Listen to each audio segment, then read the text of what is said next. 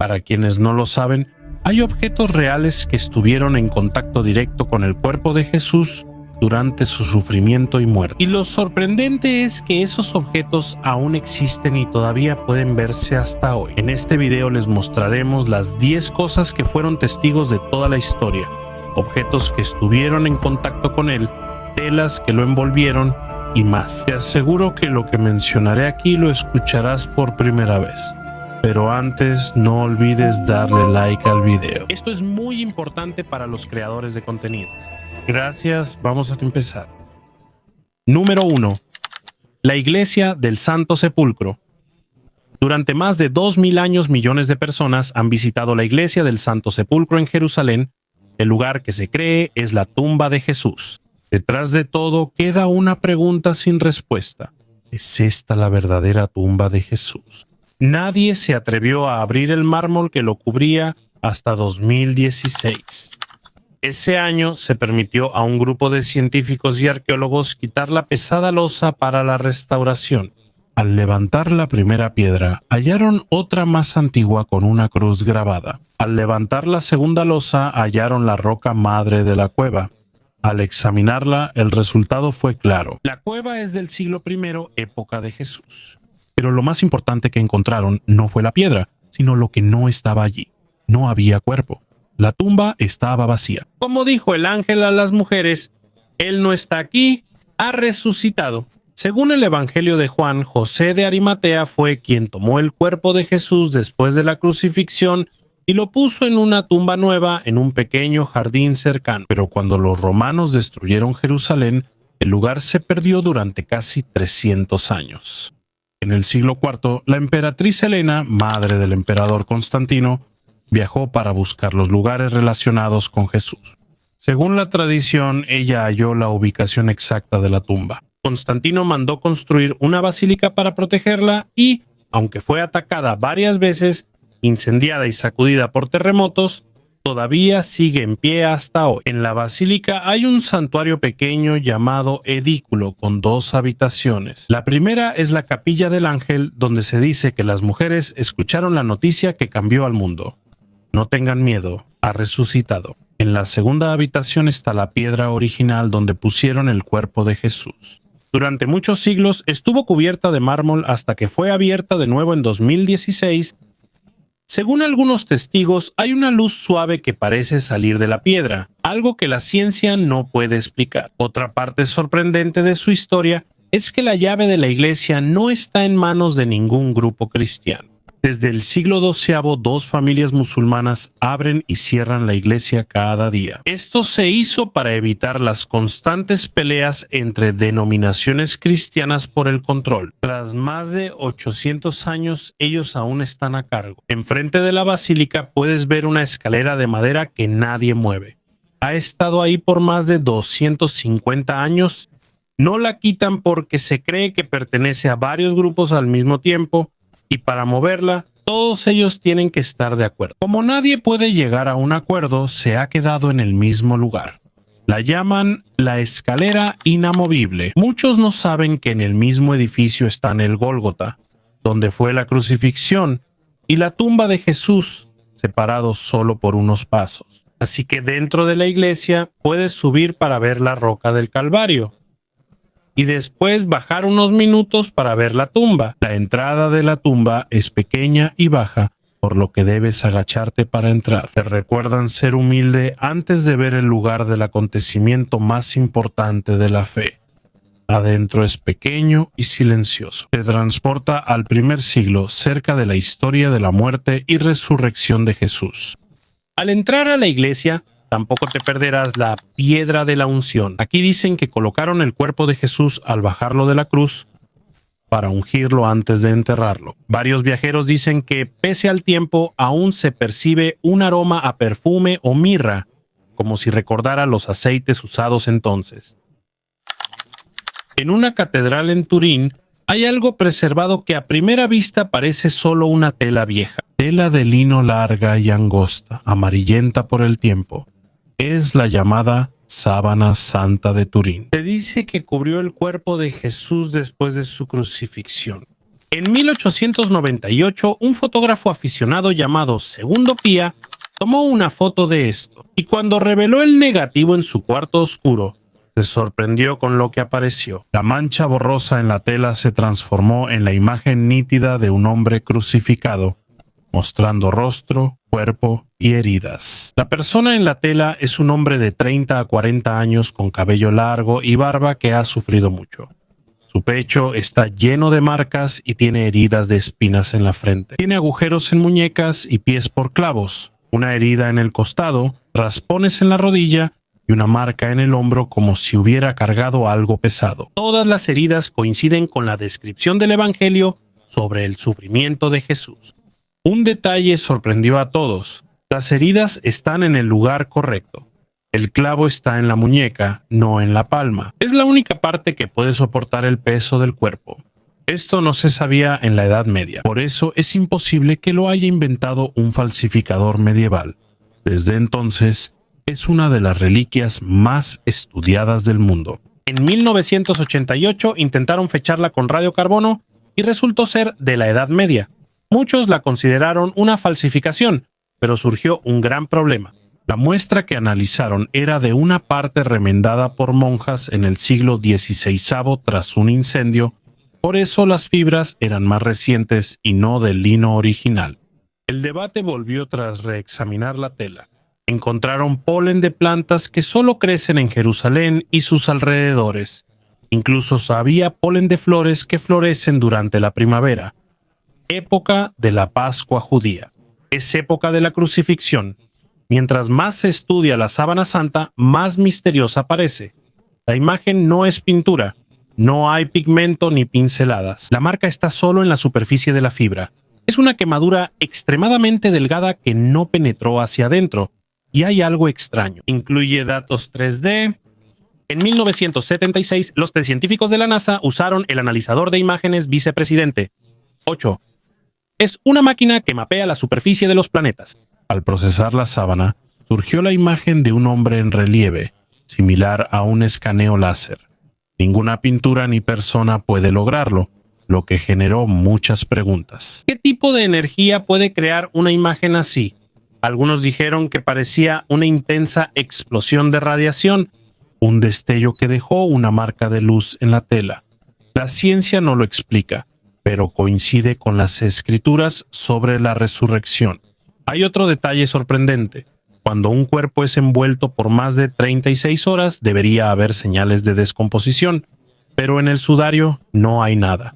No hay rastro de descomposición. Es como si el cuerpo desapareciera de golpe desde adentro sin mover la tela. Esto coincide con la historia del Evangelio. Cuando Pedro llegó a la tumba, vio la tela de lino extendida y la que cubría la cabeza de Jesús aparte, cuidadosamente doblada. El origen del sudario es incierto. Surgió en el siglo XIV en Francia en manos de un caballero. Muchos creen que es más antiguo y podría ser el mandilión de Edesa, una tela en iglesias orientales con una imagen considerada no hecha por manos humanas. En 1578 el sudario fue llevado a Turín.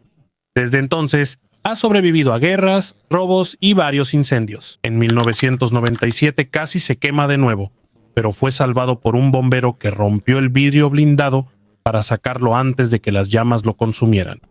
El sudario permanece en la Catedral de San Juan Bautista y solo se exhibe en ocasiones especiales, pero cuando lo exhiben, millones de personas van para verlo en silencio y con respeto. Creen estar ante el testigo del instante en que Jesús venció la muerte. El misterio sigue. Cuando los científicos analizaron las partes de las heridas en la tela, encontraron sangre humana real, tipo AB. Es un tipo raro. La sangre presenta alta bilirrubina, señal de tortura y estrés extremo antes de morir. Los investigadores entonces se preguntaron si esa sangre podría ser la misma que la del sudario de Oviedo, la tela que según la tradición se usó para cubrir el rostro de Jesús después de su muerte. Número 3. Sudario de Oviedo. En España hay una tela antigua llamada sudario de Oviedo. Es pequeña. Mide unos 80 centímetros de largo. Según la tradición, esta tela cubrió el rostro de Jesús al bajarlo de la cruz. antes de envolverlo en la sábana santa de Turín. Esto se menciona en el Evangelio de Juan, donde Pedro vio las telas de lino y el paño para el rostro, separado y doblado a un lado. Desde entonces, los primeros cristianos sabían que había dos telas, una sábana para el cuerpo y otra pequeña para cubrir el rostro de Jesús. A diferencia del sudario de Turín, este solo tiene manchas de sangre, no imagen. Las manchas de sangre revelan el sufrimiento de alguien coronado de espinas, herido en nariz y boca, que murió asfixiado. La causa común de muerte de los crucificados. La mancha en la nariz y boca y el líquido pleural indican un gran sufrimiento y dificultad para respirar. La ciencia forense examinó esto y el patrón es claro. Primero, se colocó la tela en la cara de la persona mientras el cuerpo aún estaba colgado en la cruz. Por eso se observó una mezcla de sangre fresca y coagulada. Luego, parece que también se cubrió la parte trasera de la cabeza porque hay marcas ahí. Al preparar el cuerpo para el entierro, quitaron con cuidado el sudario y lo envolvieron con la sábana más grande. Este trozo de tela forma parte de la historia del Calvario, desde que Jesús sangró hasta su último aliento. La prueba clave fue cuando los científicos compararon la sangre del sudario y la de la sábana santa de Turín. Descubrieron que ambos tenían sangre tipo AB, rara en Europa, pero común en Medio Oriente donde vivió Jesús. Lo que siguió puso la piel de gallina. Al superponer digitalmente los patrones de sangre del sudario sobre el rostro de la sábana santa de Turín, coincidieron perfectamente. Nariz, frente, boca y dirección de heridas coincidían perfectamente. Es como si las dos telas hubieran estado pegadas a una sola cabeza, a una sola persona, en un solo día de sufrimiento. Hallaron rastros de aloe y mirra en las fibras, plantas usadas para ungir el cuerpo de Jesús. Según el Evangelio de Juan, capítulo 19, Nicodemo las llevó para el entierro. También encontraron polen de plantas que crecen allí. Solo crecen en Palestina y el norte de África. Por eso pregunté, si vino de Jerusalén, ¿cómo llegó a España? Existe un registro de su viaje. En 614 después de Cristo, cuando los persas invadieron Jerusalén, lo llevaron rápidamente a Alejandría, Egipto. Desde allí cruzó el Mediterráneo hacia España, mientras lo mantenían alejado de los ejércitos invasores. El rey Alfonso II ordenó construir una sala segura en la Catedral de Oviedo para protegerlo.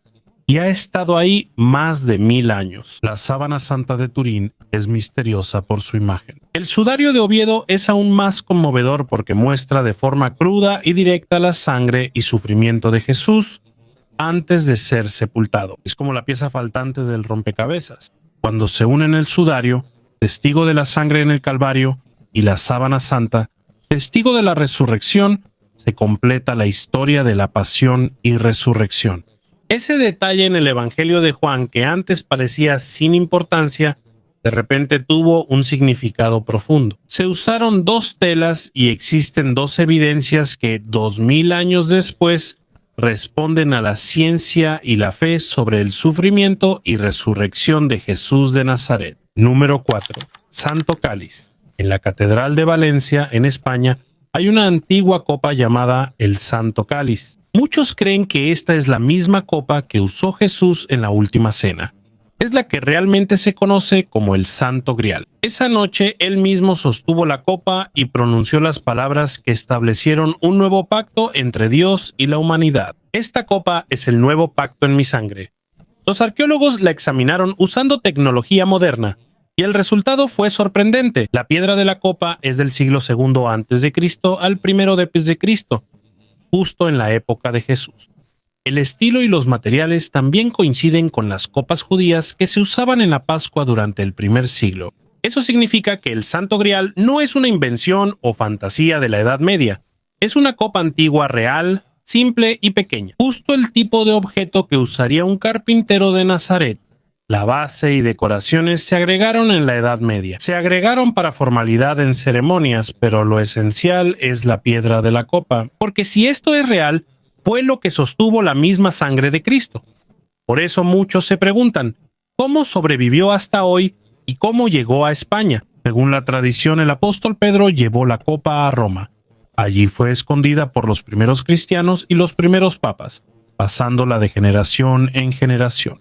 Cuando comenzó la intensa persecución de los romanos, muchas reliquias fueron destruidas, pero el cáliz fue protegido y enterrado bajo tierra para salvarlo. En el año 258, durante una fuerte persecución, el diácono Lorenzo entregó el cáliz a soldados españoles antes de ser ejecutado. Desde Roma lo trasladaron en secreto por el Mediterráneo hasta Hispania. Desde ahí llegó a Huesca, el pueblo de Lorenzo, donde permaneció hasta el año 711, cuando el corazón de España fue invadido. Por eso los cristianos lo ocultaron casi 8 siglos en cuevas, monasterios y lugares remotos de los Pirineos. En San Juan de la Peña, un monasterio que lleva el nombre de la montaña de Aragón, los monjes lo protegieron más de 400 años, oculto entre las piedras para que nadie lo viera. En el siglo XV fue llevado a la Catedral de Valencia, donde permanece seguro hasta hoy. No es solo un rumor. Reyes y papas lo reconocieron. Incluso papas modernos como Juan Pablo II, Benedicto XVI y el Papa Francisco celebraron misa con la misma copa. Tras 2000 años, el cáliz permanece como testigo de la noche que cambió al mundo, dando origen a la leyenda del Santo Grial. En la Edad Media, trovadores y monjes expandieron la historia de la copa de la Última Cena. La transformaron en un objeto mágico que da vida eterna, cura heridas y conecta al hombre con Dios. Pero según la leyenda, no cualquiera puede verla. Solo aquellos con el corazón más puro son dignos de encontrarla. Aquí comenzó la famosa historia del rey Arturo y los caballeros de la mesa redonda, y a medida que la leyenda crecía, empezó la interminable búsqueda del Grial. Se lanzaron muchas expediciones. Algunos cruzados murieron en la búsqueda. Sociedades secretas creen que esto podría cambiar el mundo. Entre todas las leyendas, un grupo destacó como foco de sospechas: los caballeros templarios, monjes guerreros que protegían peregrinos en Jerusalén. Pero su cuartel general estaba justo donde antes estuvo el templo de Salomón. Ahí empezaron los rumores de excavaciones secretas bajo el templo para buscar el arca de la alianza y la lanza que atravesó a Jesús. Y sobre todo, el Santo Grial. La riqueza y poder de los templarios crecieron. Y crecieron los rumores de que ya habían encontrado el Grial. En 1312, el rey Felipe el Fuerte de Francia, que les tenía envidia y les debía mucho dinero, los destruyó. Muchos miembros fueron quemados y asesinados. Antes de morir su líder, Jacques de Molay, dijo que el rey no había conseguido su tesoro, porque ya lo habían escondido. Desde entonces comenzó el misterio. ¿Dónde escondieron el Grial? Hay una leyenda que dice que 4 caballeros escaparon del castillo de Montsegur en llamas. Llevaban algo más valioso que el oro, el Grial. Otra teoría dice que lo llevaron a Escocia en tiempos caóticos y lo ocultaron en la capilla de Roslin, llena de grabados y símbolos que los expertos aún no comprenden. En siglos posteriores, la historia se difundió y fue buscada por sociedades secretas, reyes, conquistadores e incluso Adolf Hitler. Él pensaba que el cáliz tenía poder espiritual para dar dominación. Mandó un grupo secreto a Montserrat, España, pero no hallaron nada. Mientras miles morían buscando una leyenda, el cáliz verdadero seguía oculto en Valencia. Incluso el cine, como Indiana Jones y el Código Da Vinci, convirtió la leyenda en un fenómeno global. Pero la verdad es más simple que la ficción. El tesoro dorado que el mundo busca es simplemente una copa. Una piedra moldeada a mano por los judíos hace 2000 años. Porque el verdadero poder no está en la copa misma, sino en la sangre que una vez contuvo y en las palabras pronunciadas por Jesús, que cambiaron la historia para siempre. Número 5. La verdadera cruz. En tiempos romanos, la cruz era la ejecución más temida, pero para los cristianos esto se convirtió en el símbolo de la salvación. Según la tradición, la misma madera donde fue crucificado Jesús no se perdió. Santa Elena, madre del emperador Constantino, la halló más de 300 años después. También encontró la tumba de Jesús.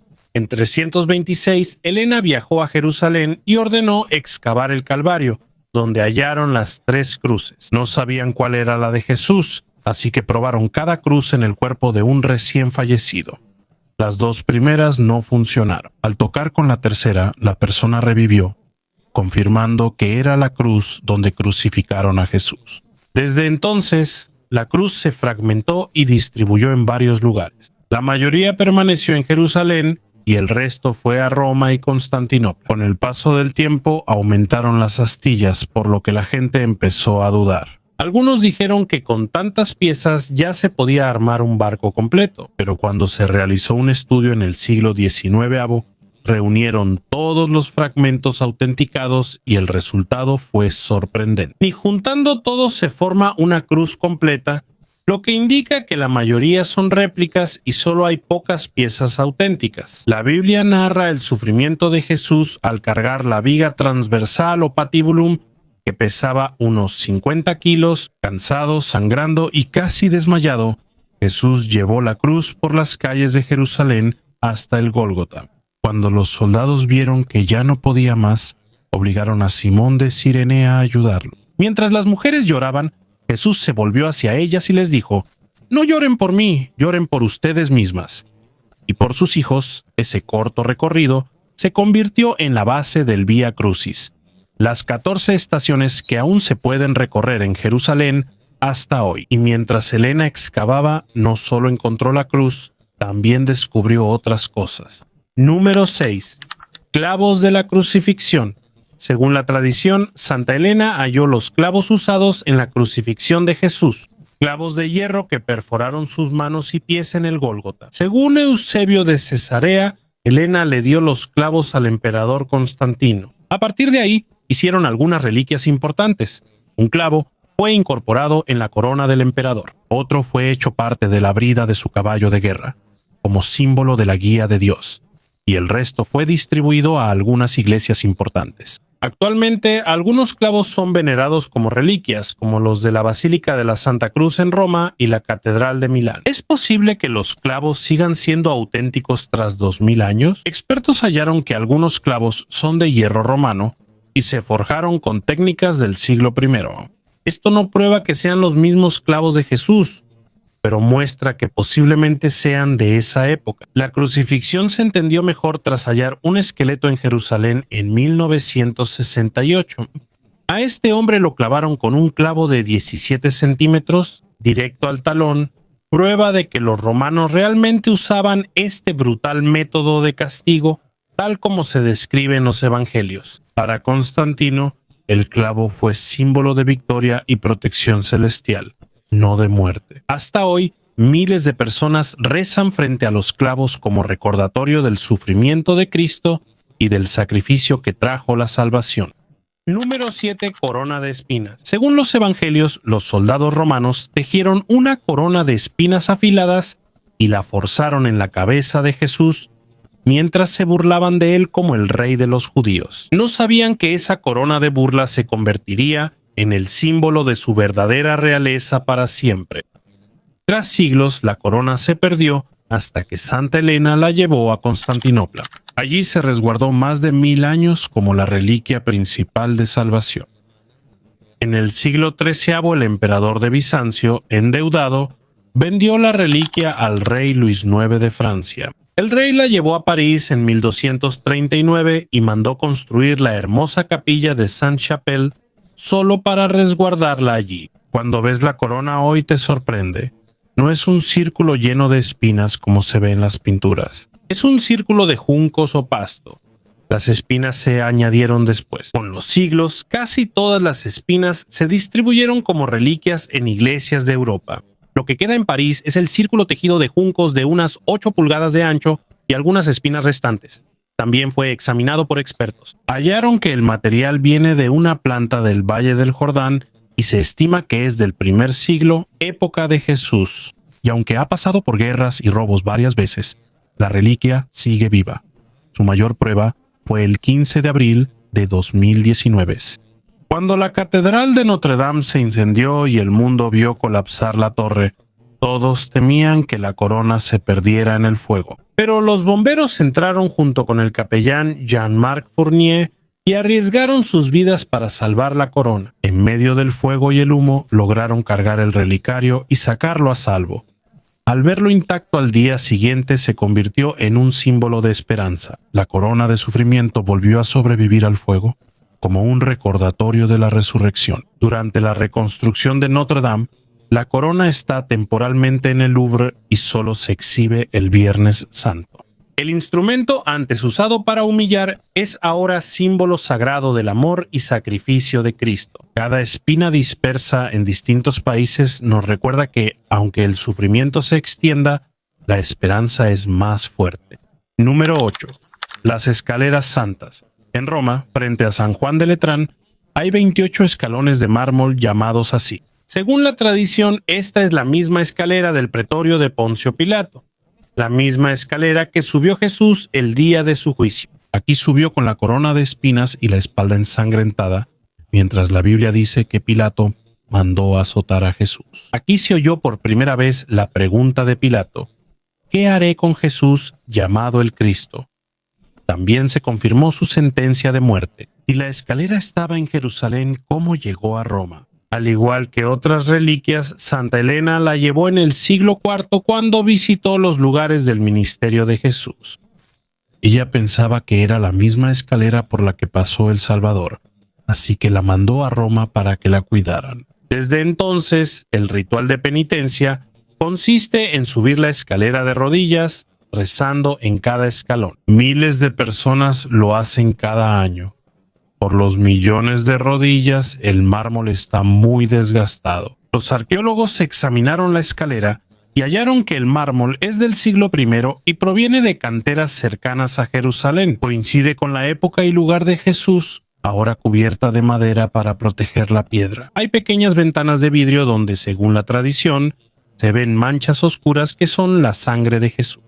En el año 29, tras 300 años, se retiró la madera y los peregrinos vieron y tocaron el mármol original, junto con las supuestas marcas de sangre del Salvador. Hay algo más que muchos no saben. Según una vieja historia, en una ocasión Martín Lutero subió las escaleras santas en su búsqueda de perdón, pero mientras subía de rodillas, comprendió que ese no era el camino para encontrar a Dios. Esa experiencia encendió las dudas que finalmente llevaron a la Reforma Protestante, un cambio que ha dividido al cristianismo hasta hoy. La escalera, antes lugar de juicio, se volvió camino de fe para miles durante 2000 años. De simple piedra pasó a ser reliquia viva, un puente que nos conecta con el momento del juicio de Jesús. En la ciudad de Treveris, en Alemania, se conserva una reliquia muy importante, la túnica sagrada de Cristo, que según la tradición fue la misma prenda que Jesús usó el día de su crucifixión. La Biblia sugiere esto. En el Evangelio de Juan se menciona que la túnica de Jesús era sin costuras. Se dice que estaba hecha de una sola pieza, de arriba a abajo, y sin ninguna costura. La túnica de Treveris es exactamente así, una lana marrón rojiza tejida en una sola pieza, sin uniones ni costuras. Según el Evangelio, a Jesús le quitaron la túnica en el Gólgota, pero en vez de romperla para repartirla, los soldados decidieron echar suertes para ver a quién le tocaría. Sin saber que estaban cumpliendo la profecía, se repartieron mis vestidos entre ellos y sobre mi ropa echaron suertes. ¿Cómo llegó esto a Alemania? Según la tradición, Santa Elena la encontró en Jerusalén y la llevó a Treveris, la ciudad donde vivió alguna vez. Desde entonces, la catedral de Treveris es el hogar de la túnica. Cada vez que se exhibe al público, millones de fieles se reúnen para verla, haciendo de Treveris un gran centro de peregrinación. Por su antigüedad, ha sido reforzada y protegida varias veces, lo que dificulta hacer pruebas científicas. Pero sigue siendo una de las reliquias más defendidas en la historia. Para la fe cristiana, la túnica sin costuras es un símbolo de unidad. Así como la prenda no se rasgó, la iglesia debe permanecer unida en Cristo. Número 10. Tierras de Longino. El día de la crucifixión, los soldados llegaron para verificar que los crucificados ya estuvieran muertos. Les rompieron las piernas a los 2 ladrones, pero cuando llegaron a Jesús, vieron que ya estaba muerto. Así que un soldado le clavó una lanza en el costado y de inmediato salió sangre y agua. Este detalle coincide con el signo médico de un corazón roto y líquido en los pulmones. Los primeros cristianos llamaron a ese soldado Longino, y fue el primer gentil en declarar, en verdad, este era el Hijo de Dios. Dejó de ser centurión, predicó en Asia Menor y finalmente fue decapitado por su fe. Varias iglesias hoy en día afirman tener la lanza. Una está en el Vaticano, otra en Armenia y la más conocida está en Viena. Hitler la reclamó, creyendo que le daría poder, pero fue recuperada por los aliados el mismo día de su muerte. La ciencia no sabe cuál es la lanza real, pero el punto principal es claro. La lanza que probó la muerte de Jesús fue evidencia de su sacrificio, y esa herida simbolizó la crucifixión y el nacimiento de la Iglesia.